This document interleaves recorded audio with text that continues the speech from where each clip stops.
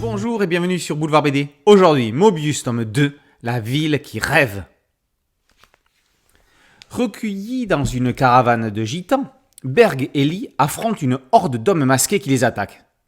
Ils les font rapidement fuir et se rendent compte que sous leur masque blanc, les tueurs ont les yeux cousus.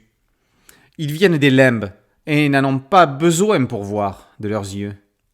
Les limites sont le monde où atterrissent les corps trop abîmés. Avant se trouvent ces fameuses limbes en fer gris dont les parcs pensaient qu'on ne revenait jamais.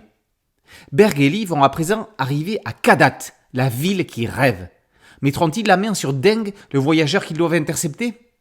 Entre vies et morts, entre passage d'un monde à l'autre, la mission n'est pas prête d'arriver à son terme. Jean-Pierre Pecot embarque ses héros dans une aventure où la mort n'est pas la fin. À moins d'avoir le corps en charpie, les personnages peuvent renaître dans l'instant. Dans ce monde implacable, il n'est pas suffisant de tuer, il faut savoir comment le faire.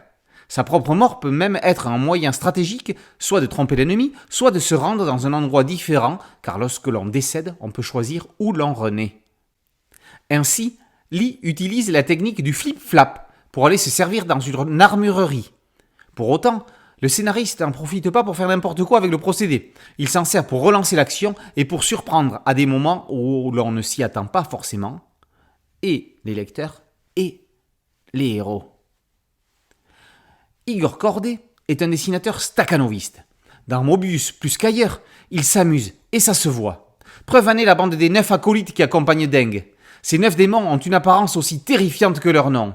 Mélano le sale, Lilil la visqueuse, Chulo le gros, Tridil l'embrasé, Shilaï le froid, Bitozo le jeûneur, Lol Michaud, Porescoro le multi-animal et l'incroyable Minsecre à la fente. Tout est dit. Ces créatures apportent les maladies aux gitans et les tourmentent dans tous les mondes. Corday s'éclate à les mettre en scène. Et si toutes ne prennent pas encore partie au combat, leur implication dans la fin de la trilogie promet. Le cliffhanger final laisse supposer un 3e tome bien pulsé.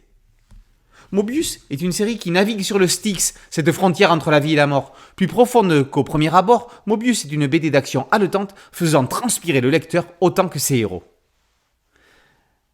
Mobius tome 2, La ville qui rêve, par Pecot et Corday, et paru aux éditions Delcourt. Boulevard BD, c'est un podcast audio, une chaîne YouTube. Merci de liker, de partager et de vous abonner. A très bientôt sur Boulevard BD, ciao.